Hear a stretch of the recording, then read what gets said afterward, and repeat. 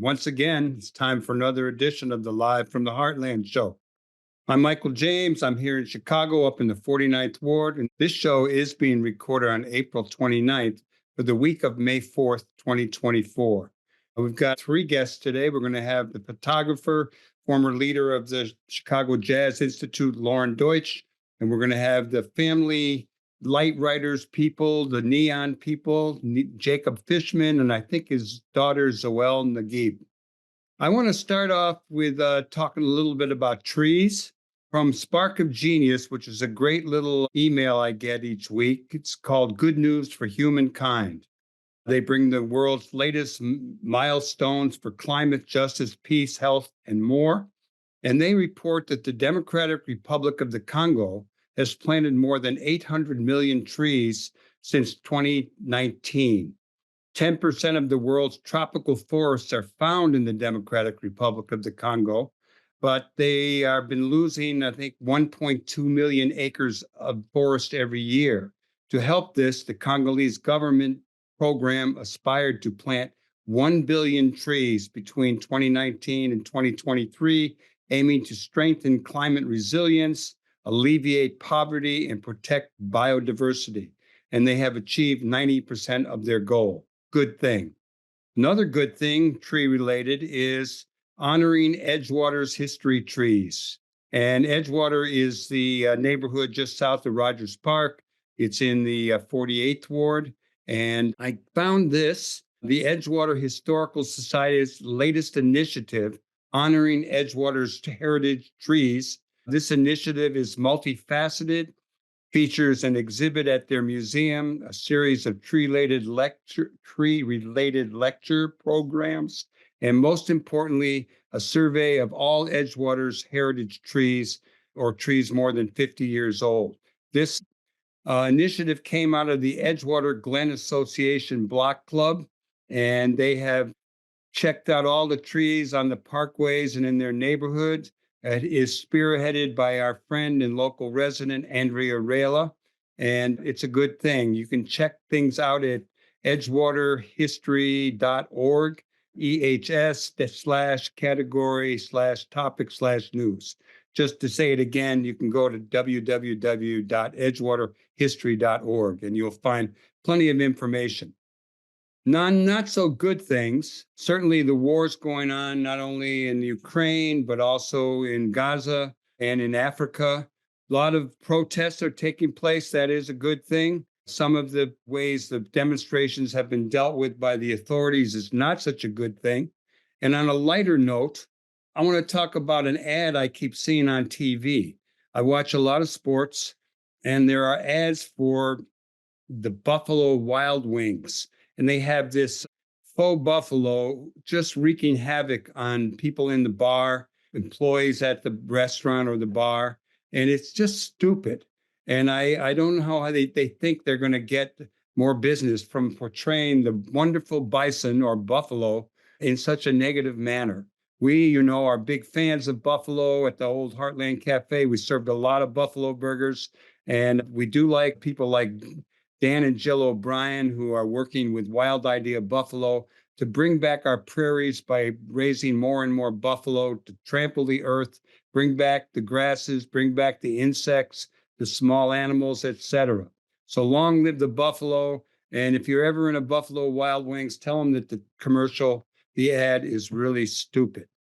On the labor front, let's just say we've seen some victories with the United Auto Workers now going into the South. There was another victory besides the Chattanooga victory with, I think, Daimler Bus Manufacturing in North Carolina. And there's a vote coming up in Mississippi. And, in the old days, there used to be more unions in the South, particularly in Birmingham. I have my Birmingham shirt on. And we're looking forward to more advances by the United Auto Workers and other unions, not only in the South, but all around the country. Okay, on the judicial decision front, as we go to record for on air and stream, etc., we have learned that West Virginia and North Carolina's transgender care coverage policies discriminate, a judge has ruled. I think this report just came up on my phone from AP. Their refusal to cover certain health care for transgender folks with government-sponsored insurance is discriminatory, ruled a federal appeals court. Now, that's probably going to go on now to the Supreme Court, and what they will do, who knows? The Supreme Court has been pretty disappointing for some time now, although there are some hopes we still have.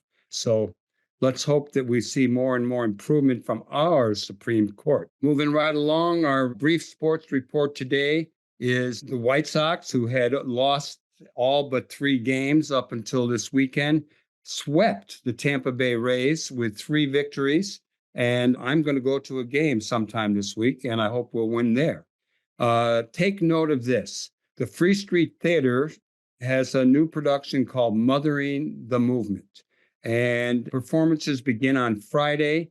And after some people get to watch this on YouTube or listen to it on Lumpen Radio, on Friday night there is a performance. And then on Saturday afternoon from 2 to 3. And Free Street has always been really great. They do free theater in the parks. It has a lot of politics involved. And this is their youth ensemble with a new play. And I'm looking forward to checking it out. And just in case you forgot, last week we had Susan Klonsky talking about the passing of Reverend Walter Slim Coleman, a longtime activist in Chicago.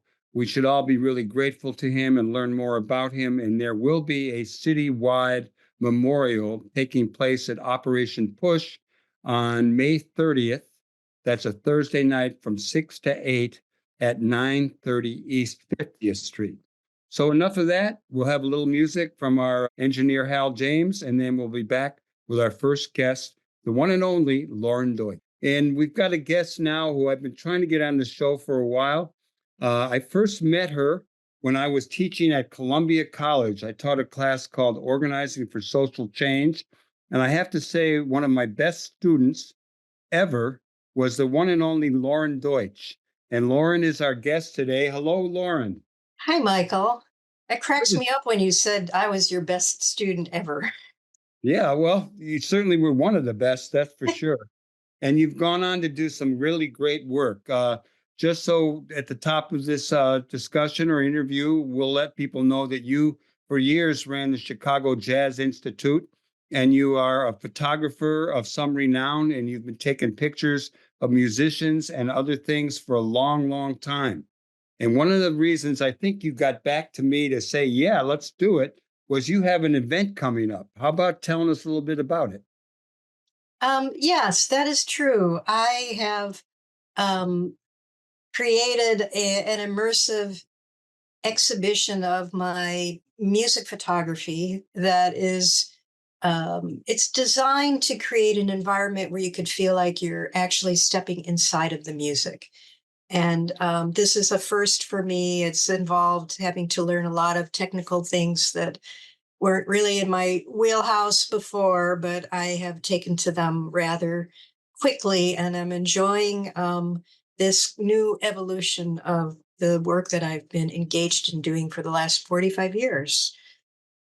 How about before we get more into the various pictures and the event itself, talking a little bit about what you've been doing for the last 45 years?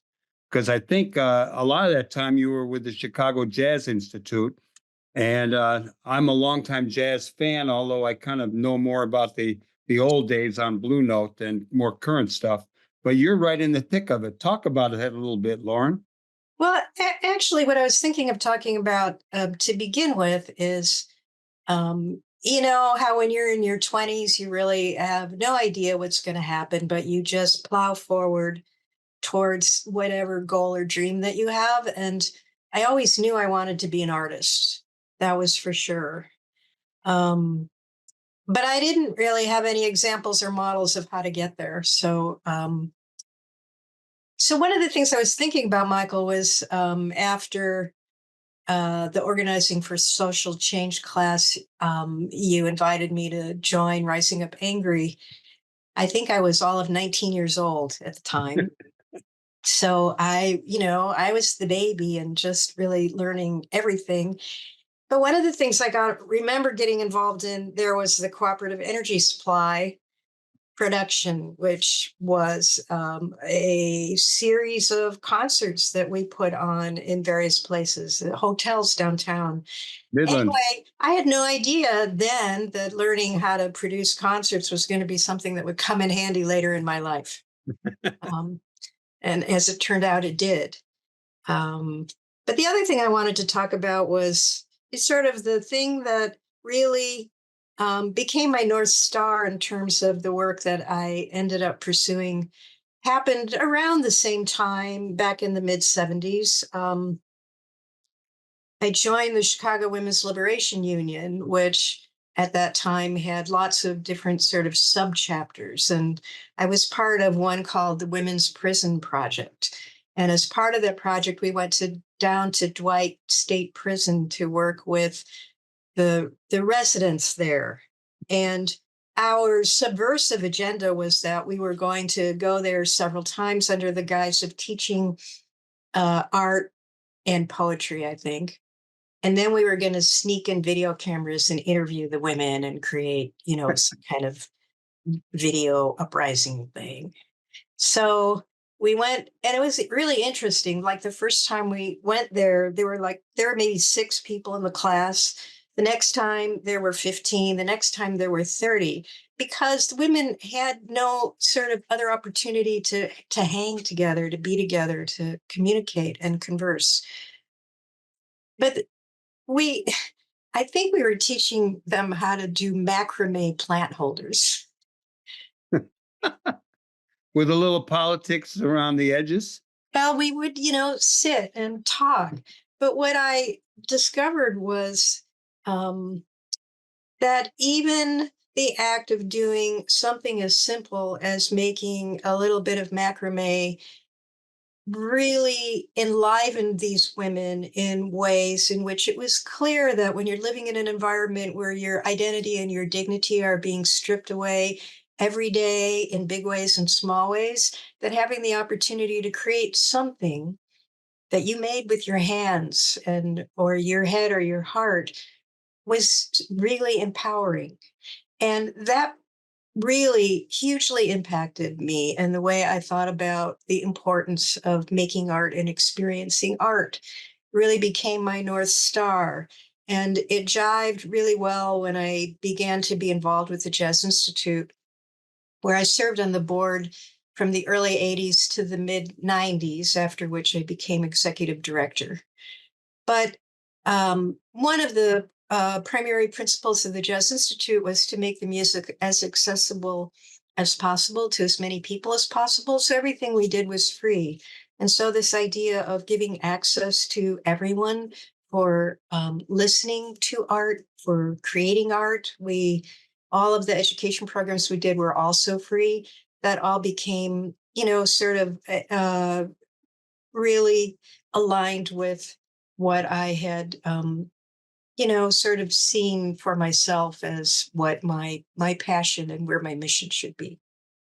Well, Lauren, when you were with the Jazz Institute, um, talk about some of the events that you helped to put on and some of the accomplishments that you think helped to make Chicago a better place. We were already in the forefront of culture, and you've helped keep us there. Fill us in a little bit. Well, when I started in the mid 90s, we weren't doing very much. We were programming the Jazz Festival, which the Jazz Institute um, lobbied the city to create. So we were really the instigators for that festival to happen. Was that in the days of Lois Weisberg as head of cultural affairs? No, actually, it was before cultural affairs existed, and Oh, Heather okay. Blandick was the person who actually gave the okay for it. That's And right. Heather is the person who eventually helped launch the Department of Cultural Affairs. We had not had any municipal agency for the arts until the late 70s, early 80s. Anyway, we weren't doing very much. We did the festival, we did the jazz fair, and I came in with no experience at all as an arts administrator, and it was not even something that I knew that I had the skill set to do. But it turned out that because I really, after serving on the board for 14 years, um, I had really embraced the mission of the organization. And in a strange way, not strange way, in an interesting way, um, being on that board was my training for my job because the Jazz Institute didn't have a staff yet. So we did everything and we did it by committee, and everything was done by consensus. And that's also kind of a thing that I learned in my sort of growing up in the organizing world was, how to get things done and really making consensus an important aspect of how you made decisions became and remained important to me in my service at the Jazz Institute of Chicago. Um, so I jumped in. I learned a lot. I realized I had skills and connections that were useful, which included Helen Doria, who worked at the Heartland Cafe. And when I um, stepped up to the executive director job, she was head of the um, well, I don't know what the department was at the Chicago Park District, but it was the one that had to do with putting on events. And so Yeah. I knocked on her door and I said, I think it'd be really cool to do a series of jazz concerts in neighborhoods all over the city. Could we partner with the Park District to do that? And Helen said she would see if she could find some money to do that. And she came up with $9,000. And that was how we launched this Jazz City series, which started in 1998 and continues to put on very high level concerts in neighborhoods all over the city. And that program was actually the first one in the city to really focus on providing that kind of experience to folks who lived in neighborhoods and couldn't necessarily afford to buy tickets to come to Symphony Center or go to concerts downtown. We developed a really wonderful community that followed the program from one end of the city to the other, that brought people from Naperville in the northwest suburbs to Englewood, where we really broke down a lot of geographic and racial barriers through this music, which in and of itself seems to have an ability to draw people together. And because it's a very powerful and spiritual sort of music and experience. So Jazz City um, really was one of the first and to me, one of the most important things that I did at the Jazz Institute. Um, and to start it, I thought it was important to meet with all of the music directors from the different Park District um, field houses that they should have input. And that also became really my strategy for everything that I did. It was, you know, I didn't know anything. I started an education program by sitting down with the high school teachers and asking them what they needed and what could we do. And out of that came a really robust education program that included jam sessions, started out at Hot House. Now they're at the Jazz Showcase for high school kids. At that time, there was no place for high school kids to jam together. And in this way, they were also able to meet other kids from all over the city and eventually the suburbs too.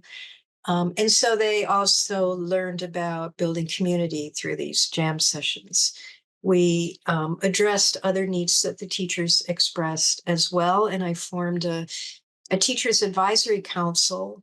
And that in and of itself, because music teachers in Chicago public schools are really taken for granted, are really disrespected. They don't get any of the privileges that the math and science teachers get. They learn that their music class is considered a frill or a reward for students and not something that's actually essential. So um, so gathering these teachers and empowering them to make decisions about what our organization could do for them was another thing that I'm really proud of having done. And um, eventually I kind of stumbled into partnering with this organization in Poznan, Poland, who I ended up developing and co-producing a jazz festival there called Made in Chicago for 12 years. And was told at the end of that time by some of the young musicians in Poznan that the festival had helped to build a community for young jazz musicians there, where there had not previously been any kind of way that they felt that they could all come together. So Where was that? Where is that? Poznan, Poland is Oh, it's in Poland. yeah, it's kind of in the north, the center north. It's 2 hours, 2.5 hours from Berlin, and it's close to the coast. Um, yeah, so for 12 years, I took about 100 musicians to Poland, and for many of them, it opened the doors to Europe. Like a lot of them had never been there before, and they were able to meet other producers, and so that's another thing that I did that I felt. Well, that I'm learning a lot, and I wish I had followed it more closely along the way. But you did retire, and you are now about to put on this exhibit. So tell us a little bit about what's going on with your photography, which I've seen your pictures over the years. You took a couple of great pictures of me that I still love. One with my son Jesse up on my shoulders. Another with me with the crutch when I had a broken foot at Columbia College. Yeah, But yeah. what I think would be great for people to hear about is a little bit about the photos that you have going into this exhibit and where it's going to be held. Okay, so this is it's an immersive exhibition, and I want to show a few of these pictures because then it'll be easier to talk about them if you could see them. So Aha. this is a picture of the AACM's Great Black Music Ensemble, and it's a good example of the kind of work that I'm doing now. And what I have discovered is a way that I think really is able to communicate the power and the energy and the spirit of the music. It's kind of a secret sauce, although the methodology is really simple. I shoot at a slow shutter speed, and I move the camera and my body to the music, and so it feels really like a collaborative experience that I'm actually collaborating with the musicians. So you could see there's a lot of movement in these photographs, and I felt that was I felt that if I could actually make them move using some kind of software, that would begin to take these photographs to the next level. And so that's very much what this exhibition is about. I'm liking the blur because it gives legitimacy to my photos. You know, most of my photos are blurry, and once in a while I get a good one, but I do like the blur. You Well, know, go yeah, ahead. yeah, no, because that it gives you a different sort of a sense of um, the liveliness of a photograph. The digital photography now has sort of created this sense that you have to see every single pore on somebody's face in order for a photograph to like be acceptable. But I come from the same sort of era as you in photography anyway. So the event will be on May 9th and May 10th. It's an exhibition. The hours are from 5 o'clock to 8:30 p.m. on each of those days, Thursday, May 9th and Friday, May 10th. It's at Asian Improv Arts Midwest in their new building at 4875 North Elston Avenue in Chicago. It's 60630. The exhibition runs for about an hour, so it'll be on a loop. So whenever you come between the hours of 5 p.m. and 8:30 p.m., you'd be able to see the whole thing within an hour. Well, for you people who didn't get to see these photos, I would say you could go to youtube.com/heartlandmedia/videos and see Lauren's work. But you could probably, Lauren, tell us your website. And then I wanted to ask one last question. Is that new venue where you're going to have this at the Asian Improv Arts, is that Tatsu Aoki? Is that the guy who started Yes. it? Yeah, it certainly is. And Tatsu and Edward Wilkerson will be playing live music to improvising to the images that are on the screen. Oh, that'll be the music we should play for this segment.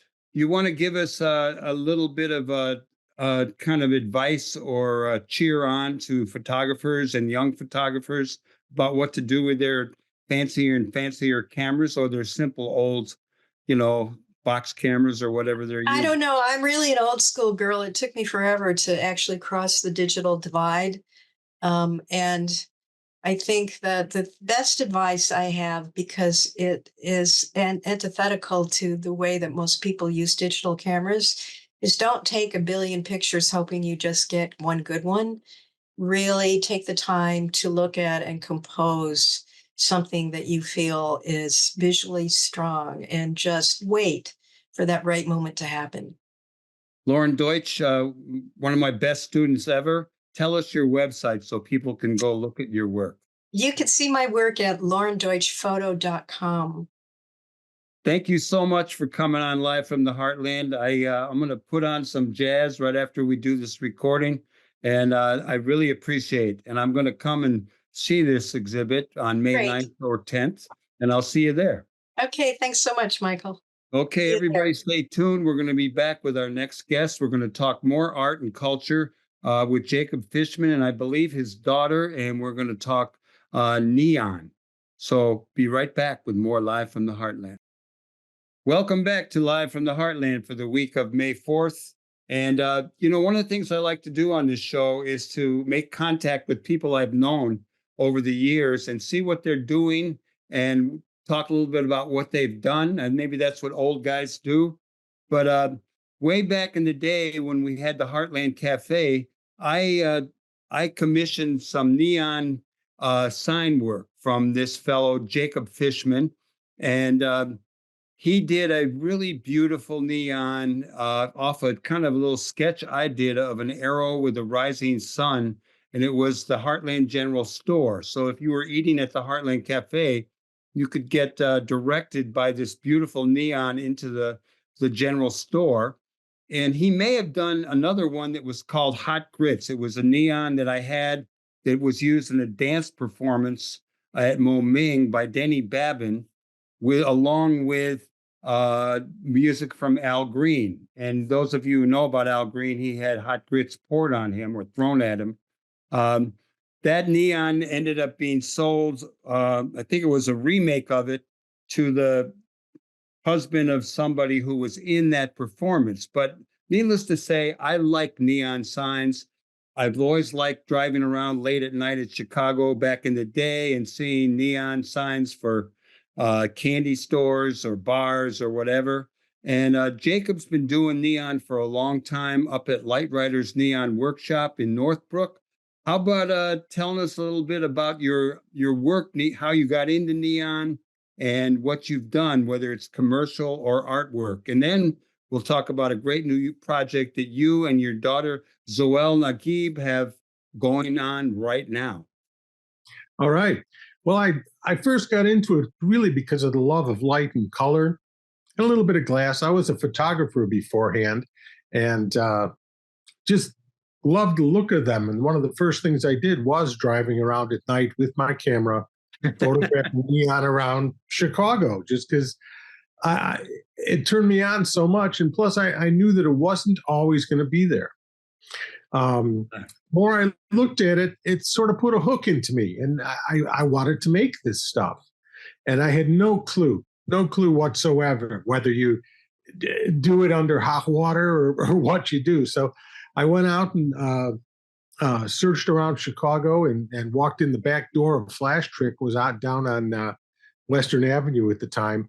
And I watched the glassblowers working on neon signs, and I just fell in love with it.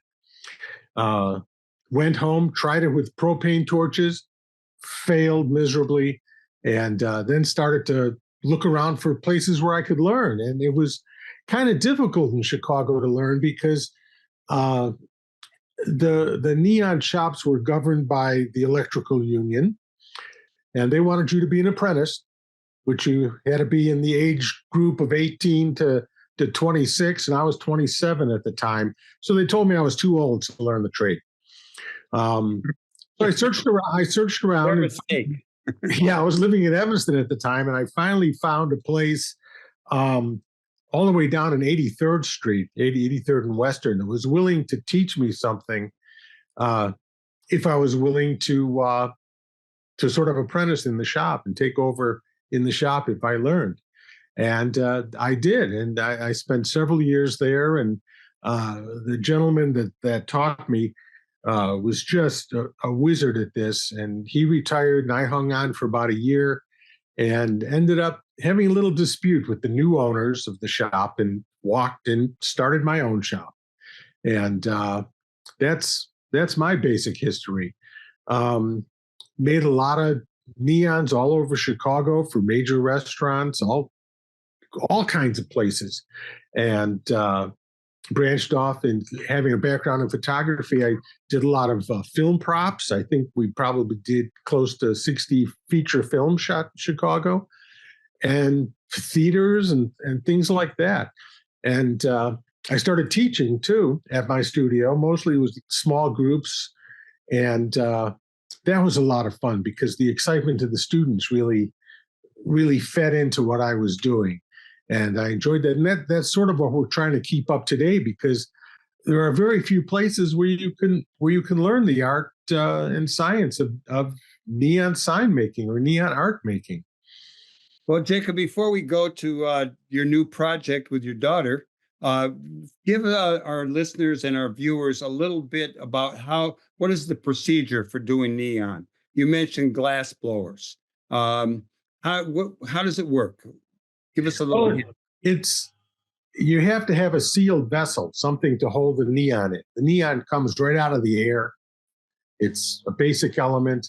It's like the light you see in lighting, but you have to make a vessel to keep it in. And it has to be glass. You cannot make plastic neon. It just doesn't work. So half of it is the art of glass blowing, where you take pre-made tubes. Some people even pull their own tubing, which is nice because it gives you, all kinds of custom possibilities in color and texture. But you work this tubing over a fire, different types of fires, different types of appliances, into shapes that you want to have. And then when you're finished, you seal it off with electrodes, and you process it. You pull a vacuum on it, and then you move these inert gases back in.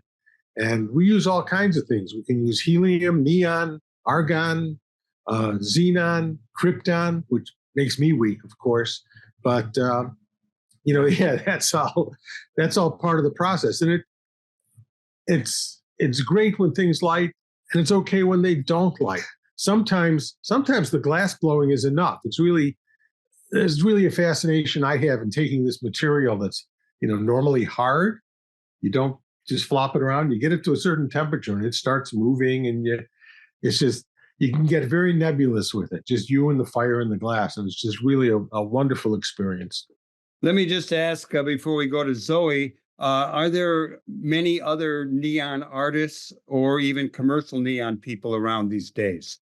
Well, it's interesting. It's taken a switch. It's kind of fallen out of popularity in the sign shop, in the sign industry, where LEDs have taken over. But an interesting thing has happened, sort of like photography, in that the fine art is still there, and there's a large rise in neon artists, people working with it for art's sake, mostly on the first two coasts. But you're seeing more and more of it in art museums and things like that. So it's good. It's taken the shift from the commercial to the art world, which I love it, because I started basically to make artwork. And the public, I don't know if they were ready. It seemed like, there was a basic equation: neon equals signs, so people came and knocked on the door and said, "Hey, make me a sign." And we did. Well, Zoelle, young people sometimes rebel against their parents, and sometimes they adopt certain things. Most of the time, whether they know it or not, they're learning a lot. How did you get into doing neon? When and how? Yeah, I also rebelled for a good 30 years. I of course grew up around it, and I started putting glass into fire when I was really young. My parents gave me my own torch when I was 10 years old, and I started bead making. And I did flame working, so lots of solid glass sculpture over a torch, well into my teens. And then when I chose to go to college, I studied photography instead, also kind of following in footsteps because, my dad, his initial interests were in photography, and that's what got him into light art. But I studied photography. I graduated and worked various jobs, had kids. And then right before the pandemic, I started having ideas for artwork in neon and had those first couple ideas fabricated by my dad because we were all really busy. And then when COVID came, we were kind of just bored a little bit. Now what do we do? Thankfully, We have to stay home. Yeah, we were lucky enough to be bored. And I showed up here one day and just said, all right, I'm ready to make my own. I had lots of ideas. And luckily, I had had a good amount of glass experience in my younger years. So jumping back into it wasn't too much of a shock. But, there's a lot to learn. There's a pretty steep learning curve. And I just sort of started and didn't think I was going to really want to get that into it. But the more and more I did it, the more and more I thought, hey, I could do this every day for the next who knows how long. So that's So where you're doing it every day now. Yeah. Mm-hmm, yeah. It's my only job now. And for a number of years, Jacob, you had your Lightwriters Neon Workshop, and you worked alone, probably had guests. I remember coming to your studio once upon a time, and I'm going to go looking for those old 35 millimeter photos. So when Zoelle, when you got involved, the space is too small. You only got 800 square feet up there, I think. So what's your plan? You guys are going to open a new studio. You're going to do it together? Yeah, so we are planning to open a new studio somewhere on the north side of Chicago. It's going to be roughly 2,000 square feet, possibly larger. I think we're going to have room to set up about 6 or 7 benches, so stations for people to work at. And our main focus will be teaching classes. So folks from the public can sign up for a basic Neon 101 class all the way through, master class lessons with a master craftsman. And your dad? Yeah, that'll be my dad. And we'll have guest artists. We'll have, one-off little taster courses for people to come in and just give it a try. And we're really excited, alongside, of course, the fabrication and artwork of our own that we're already making, have space to do that. But we're very excited, as my dad said, watching people learn for the first time and find that connection between the material and your sort of power over the material is really fascinating and really fun to watch. So I'm really excited for that. What are some of the pieces you've created? Are they abstract? Are they do they mirror reality? Talk a little bit about some of the pieces you've created. So I'm pretty split half between word-based art. So art that is very referential to neon signage has words like you would see in any shop window, but typically with the message turned on its head, either a sort of evolution of a message or the reversal of a message. And then some of my more abstract art has to do a lot with just the glass material itself, with colored glass. I use a lot of hand-pulled tubing. Like my dad mentioned, people go into a hot glass studio where they do traditional glass blowing, like making vessels and cups and bowls, and they pull custom color tubing. So I've used quite a bit of that in my work, because the material is just so interesting to me. And having grown up around glass, it's just so beautiful that I can't stop myself. You ever been cut by the glass? Either of you? Oh Like yeah. working? Is it an occupational hazard in the neon world? Yeah, I mean, we get like little cuts on our fingers, and then we sort of realize it's sticky or there's little red prints on things, and we're like, oh. But I've never cut myself badly. Well, this is a big endeavor. You're going to open a new place. It's going to be much larger than the setup you have up in Northbrook, and so you got to look for a place. You got to fill it up with all the equipment that you need. This is going to take some dough, and I know you're raising some money, and I'm not sure how much advocating we can do, but I think it's okay to tell us about your Kickstarter and how people can find out more about your project. Yeah, if we have a Kickstarter running right now, it's got about a month left to it. And there's some really great rewards. Different levels of funding will get you stickers or a t-shirt or even a private lesson. So if you just Google Lightwriters Neon Kickstarter or follow the link that we've provided in the show notes, you can find us or follow us on Instagram or join our mailing list, also at lightwriters.com. You can find that. Follow us for updates. But yeah, the Kickstarter is going right now to help push us into that comfortable zone to start setting up. Let me hit you both up on what inspires you to do various pieces. Do you just laying in bed and you think of an idea? Is it something you see? Is it look when I'm doing, I look at photography books and say, oh, I got a picture that looks kind of like that. I mean, what goes on in your creative process? Jacob, you take it first. Well, a lot of my work actually comes from songs, listening to music and listening to some of the song lyrics. I'll hear something that sparks an interest. And let me take a step back for a second. I listen to music a lot when I'm going to sleep.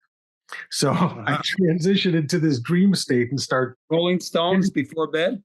Not really Rolling Stones so much. That's usually the wake-up music. Yeah.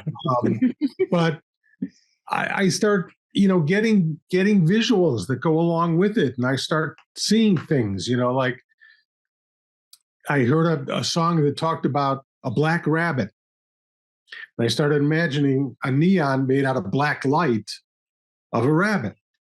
And I was also thinking, well, black rabbit, white rabbit, and then I started thinking of, these heredity charts that they would make, you had black rabbit, white rabbit, and then you get two blacks and two whites, and, how it goes out like that. And I have not made the black rabbit in neon as of yet. It's on the long list of things. I recently made a neon robot, which was kind of fun. Actually, tell us about the neon robot. Well, he was just cute. I was just goofing around one day and made a robot. I don't know what even prompted that. Does the robot move and do things? No, he stands there. He looks like a robot. He holds a little globe in each hand to say that he's got a grip on both worlds. And it was a fun one. It was cute, wiggly mouth and square eyes, and it was very much of like a kid's drawing, almost like kind of what's behind me. I've been accused sometimes of making things that look like kid drawings, and some people say, "Hey, that's great." That's just a certain type of art. Some of the other things I was playing with was the early bird. The idea of the bird pulling the worm out of the ground, and just having a sign that said early birds. Does it mean anything? No, not really. It's my work tends to look like store signs, but they're not. It's sort of a play on that. I had one, I sold it recently. It said musical chairs. Well, it's a game. That was one of my favorite games at family gatherings. I know. So I made a sign, as if somebody would be selling musical chairs. But that's Zoelle, let me flip over to you. And what is your creative process or example of one or two? Yeah, I mean, mine is not quite as lighthearted, unfortunately. Sometimes they're pretty painful subjects. One of the pieces I have actually on display right now at Ken Saunders Gallery down on Carroll Street is an evolution of the quote, "There's nothing new under the sun," which is a biblical quote from Ecclesiastes. And then it was taken by Octavia Butler, who said, you know, there's nothing new under the sun, but we are in a time of new suns. And or there are new suns. And then Adrienne Marie Brown said, we are in a time of new suns. And so my neon says a light under new suns, which is a light meaning either to take off and to land, to find yourself in a new place, or to literally be lit from within, which is what neon is. So that's sort of how I think I take, you know, things I read or things I hear and sort of process the words in a way that makes sense to me, and then come out with my own way of saying it. So, Zoelle, you mentioned that you had kids, and I'm wondering if the kids are learning the art of the neon. Yeah, my oldest is 9, and she's made a couple beads, and she tried bending some neon tubing pretty recently, and she really liked it. So I want to get them back into it. They both also at Halloween, they drew me some really simple skulls, and I made those both in neon and hung them in our front window at our house. So the trick-or-treaters could see some kiddo drawn neon. It was really fun. Well, let me ask either of you take this one. What would you suggest people do if they're interested in neon, how they learn that, and you could pump up your new project, your new studio, but also maybe the status of neon in the world, or some great neon that has been created that people can learn about. What do you got? You want to take this? Well, there is a lot of neon. You see more and more in museums. You know, you go to the Art Institute of Chicago, you may see a neon.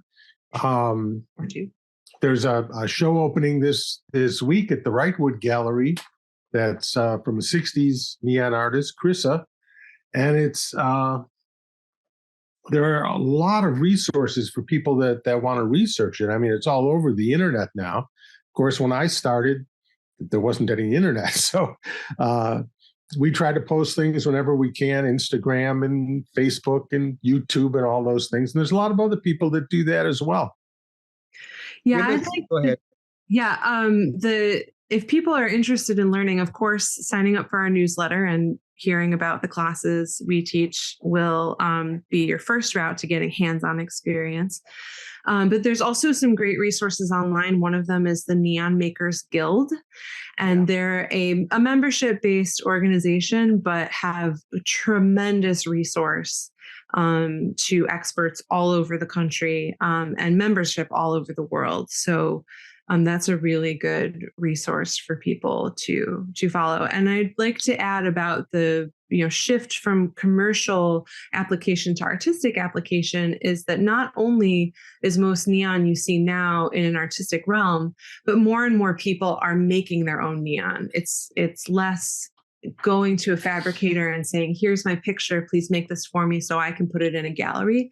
It's students coming to a neon fabricator and putting their hands to material and working it in their own way. And that's a really important distinction, I think, that we make sometimes when we talk about neon art. Well, Zoelle, Nagib, and Jacob Fishman, I want to thank you for coming on, and I'm going to ask you one more time to give the information how if people want to get involved with the Kickstarter program plan with you guys, give it to us now. Yeah, go to Kickstarter and search Lightwriters Neon Chicago. Those search should work. Yeah. Light it up, everybody. Shine on. And thank you so much for coming on live from the Heartland. Thank you, Michael. I'm going to come see you sooner or later, and I'm going to dig out those photographs. I think that The photographs I have of you is when there was a big cactus behind you, a neon Or cactus. it's very possible. I remember you took pictures of me and Greg together.